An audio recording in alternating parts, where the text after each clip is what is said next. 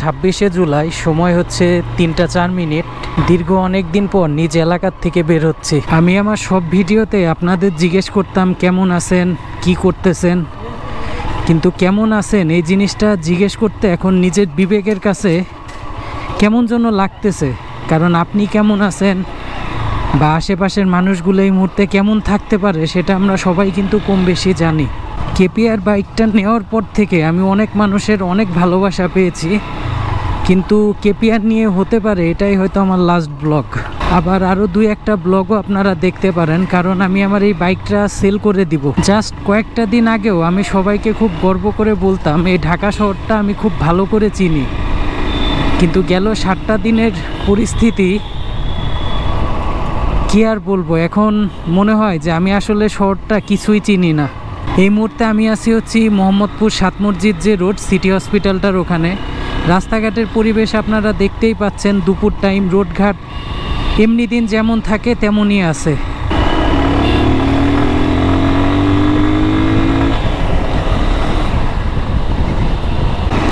তো এই মুহূর্তে আছি 27-এর রোডটাতে, এখান থেকে গিয়ে উঠবো মিরপুর রোডে। কি বলবো কি না বলবো ব্যাপারগুলা না কেন যেন ঠিক টের পাইতেছি না, কেমনই যেন সব কিছু হয়ে গেছে এক নিমেষের মধ্যে। আপনারা যারা আমার আজকের ভিডিওটা দেখছেন, আপনি সহি সালামতে নিরাপদ আছেন কি না একটু কমেন্ট করে জানাবেন।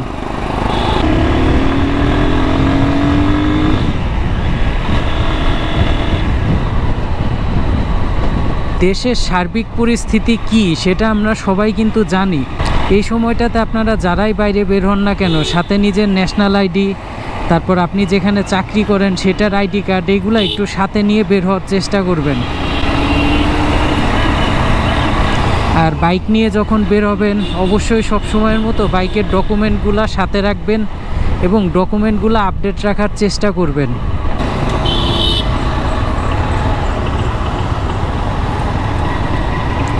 উঠলাম হচ্ছে মিরপুর রোডে। রাস্তাঘাট এরকমই মনে হচ্ছে যে স্বাভাবিক একটা দিন, স্বাভাবিক দিন যেমন থাকে ঠিক তেমনই আছে রাস্তাঘাট।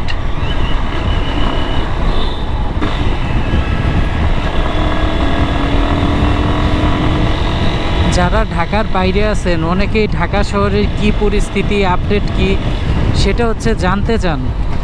তো এই ভিডিওটা মূলত আমি সেই আপডেটটাই আপনাদের সাথে তুলে ধরার জন্য বানাচ্ছি।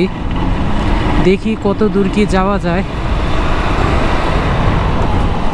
একটু দাঁড়াই এই জায়গায়, একটা ফোন দিব, ফোন দিয়ে তারপর আবার আগাবো সামনে। বাসার থেকে যেহেতু আজকে বের হইছি, ঘুরে ঘুরে সবার একটু খোঁজ খবর নেওয়ার চেষ্টা করি, কারণ ফোনের খোঁজ খবর একরকম আর সশরীরে নিজে গিয়ে খোঁজ খবর নেওয়াটা হচ্ছে আর এক রকম। এখন আছি হচ্ছি ধানমন্ডি স্কয়ার হাসপাতালের এখানে। বৃষ্টি শুরু হয়েছিল এইদিকে, আর কলাবাগানে এসে আটকা পড়ছিলাম, এবং কলাবাগান থেকে বের হইতেছি। আজকের ব্লগটা আসলে ব্লগ বানানোর মতো মুড জিনিসটা না টোটালি নাই। জাস্ট আপনাদের একটু খোঁজ খবর নেওয়া আর নিজের আপডেটটা আপনাদের সাথে শেয়ার করা, প্লাস আপনারা নিরাপদ আছে কি না আর আপনারা নিরাপদে আছেন কি না এটাই একটু খোঁজ খবর নেওয়ার জন্য হচ্ছে ভিডিওটা বানাইছি। এর মধ্যে মাঝখানে একটা কাহিনী হয়ে গেছে, সেটা হচ্ছে একটু বাইকজনিত সমস্যা হয়েছিল, যেহেতু অনেক দিন বাইকটা পড়েছিল বাসায়।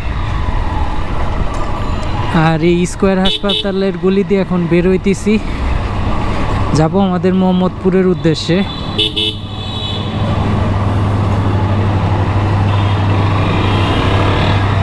আপনারা যে যেখানেই থাকেন না কেন একটু নিরাপদে থাকার চেষ্টা করবেন। আর একটা কথা আগেও বলছিলাম ভিডিও শুরুতে, যে এই টাইমটাতে নিজের আইডি কার্ডটা সবসময় মনে করে সাথে রাখবেন। চলেন রাস্তাঘাটের কি অবস্থা সেগুলো একটু দেখি আর আপনাদেরকেও দেখাই।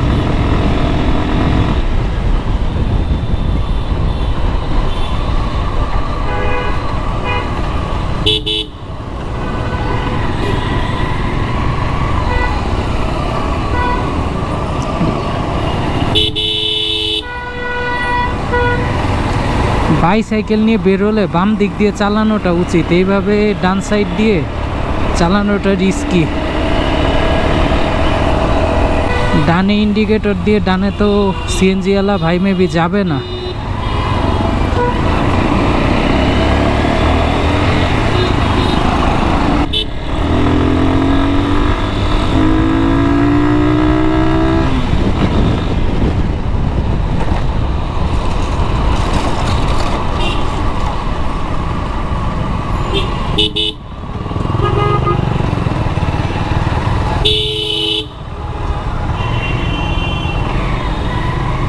আমাদের দেশে যত যাই কিছু হোক না কেন, উন্মাদ একটা ড্রাইভার গোষ্ঠী থাকবেই অলওয়েজ।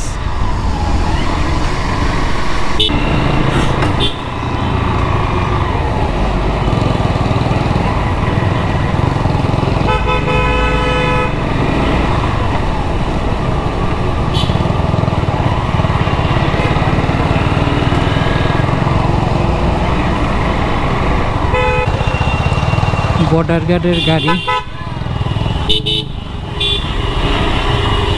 এইদিকে আবার কি জটলা লাগছে।